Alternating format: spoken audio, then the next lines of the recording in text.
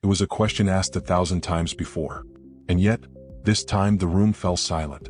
A young man had raised his hand during a parish retreat. His voice trembled just slightly, but his eyes, they held something deeper. Fear. Hope. Longing. Father, who goes to heaven? For a moment, the priest didn't speak. He just looked at the boy, and then slowly across the entire room. Not with judgment, but with something softer, sorrow maybe, or understanding. Everyone expected doctrine, a list, a rule. But what came was something else entirely. Those who want to be there, more than anything else.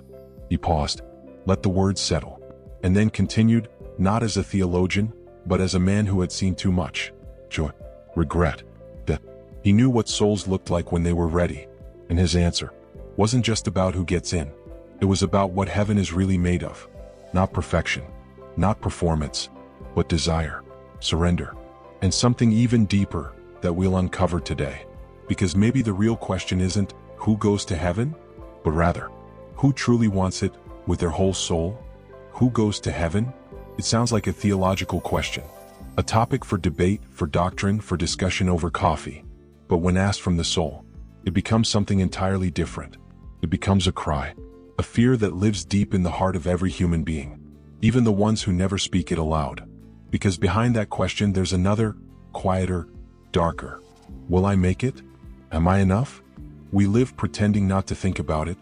We laugh, we work, we distract ourselves. But when the room grows silent, when illness strikes, when someone close to us dies, the question returns, uninvited, unanswered. Where are they now? And where am I going? This is why the priest's answer was so powerful. He didn't give a rule, he gave a mirror. Because the question of heaven isn't about theology, it's about hunger, it's about desire. It's about whether your heart is even pointed in that direction. St. Augustine once said, "Our hearts are restless until they rest in you." And maybe that restlessness is the soul remembering what it was made for. Heaven isn't a reward for the good, it's a home for the surrendered. And only the ones who truly long for it find the door. Not by accident, but by aching for it more than anything else. The room was still, not because the priest was loud, but because his silence said more than any sermon. He didn't rush to answer, didn't quote scripture, didn't offer a checklist. Instead, he told a story. A man came to me once, he said. He was dying. He had lived a life far from God, broken, bitter, ashamed. And he asked me the same question, "Father, will I go to heaven?" The priest paused. You could hear the breath of the room shift. I told him, "Do you want to be there?" The man, surprised, nodded. "More than anything," he said. Then, the priest whispered, "Run to him now. Even if it's limping, even if it's crawling. Go with everything you've got." The boy who asked the question looked confused. "But isn't heaven for the holy?" The priest smiled, but not with amusement, with compassion. No one in heaven got there because they were perfect. He looked around slowly.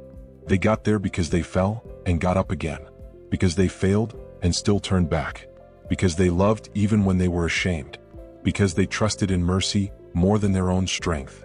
And then he said it. Heaven is not a prize for the flawless. It is a home for the forgiven. That sentence changed everything. People stopped seeing heaven as a distant cloud and started seeing it as a return. A place not earned but received. A place not achieved but accepted. God doesn't ask for perfection, the priest finished. He asks for surrender. And in that moment, the young man who had asked no longer looked afraid. He looked like someone who had been given a map, not to escape judgment, but to finally walk toward something he had always longed for. The priest's words didn't come from nowhere. They echoed something ancient, something holy, because for centuries the saints, the ones closest to God, said the same thing in different ways. Saint Therese of Lisieux, the little flower, once wrote, "I will reach heaven, not because I am worthy, but because I throw myself into the arms of mercy." She didn't see herself as holy. She saw herself as loved. And that made all the difference. Saint Faustina, known for her visions of divine mercy, said that even the greatest sinner can become the greatest saint if they trust completely. Padre Pio II warned people not to obsess over perfection, but to stay close to God through confession, prayer, and humility. The gates of heaven are opened by broken hearts, he once said, not perfect ones. These saints didn't present a God who waits with judgment, but one who watches, hoping we'll look back. They taught that heaven isn't a test to pass, but a relationship to return to. And in the end, God doesn't count your failures. He sees your longing. He looks at the direction of your heart, not the dirt on your shoes. So when the priest said, "Heaven is for the forgiven," he was simply reminding the room, and now you, of something the saints always knew. We don't climb into heaven. We fall into it when we fall into God. So, who actually gets into heaven? If it's not about perfection, not about being good enough, then who crosses that final threshold? The priest said it simply. The ones who know they can't get in on their own, but still knock. Heaven opens not to the proud, but to the poor in spirit. Not to the ones who think they deserve it, but to the ones who know they don't, and come anyway. It's the addict who cries out in the night, the mother who prays through her doubt, the old man who confesses for the first time in 40 years, the soul that limps toward God, dragging shame behind it, becomes still. These are the ones heaven was made for, because God doesn't require spotless souls. He just wants surrendered ones. In the gospel, Jesus didn't say, "Only the holy will be saved." He said, "The last shall be first."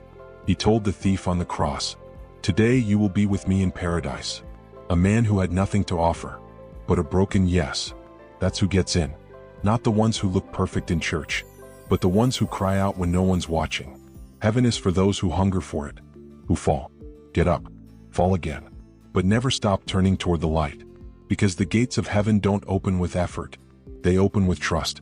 And if your heart is still beating, the invitation still stands. Maybe you've asked the same question, maybe not out loud, but somewhere inside your soul. Will I be one of them? Will I make it to heaven? And maybe you've carried the wrong answer for years. Maybe you thought you weren't good enough, that you failed too much, that your past disqualified you. But now, you've heard what a priest said, what the saints whispered, what heaven has always been shouting softly. It's not about being perfect. It's about wanting God more than anything else. So if you're still here, still breathing, still feeling that tug inside, that means it's not too late. You don't have to fix everything first. You don't have to become a saint overnight. You just have to turn, knock, whisper, yes. Because the door isn't locked. It's waiting. And heaven? It's not looking for spotless souls. It's waiting for yours. Speech balloon, if this message reached your heart, leave a comment below. I still believe. Outbox Tray, share this video with someone who's forgotten that they're still invited. Someone who needs to remember that mercy is stronger than their past. Bell, and if you haven't yet, subscribe to Beyond Yourself.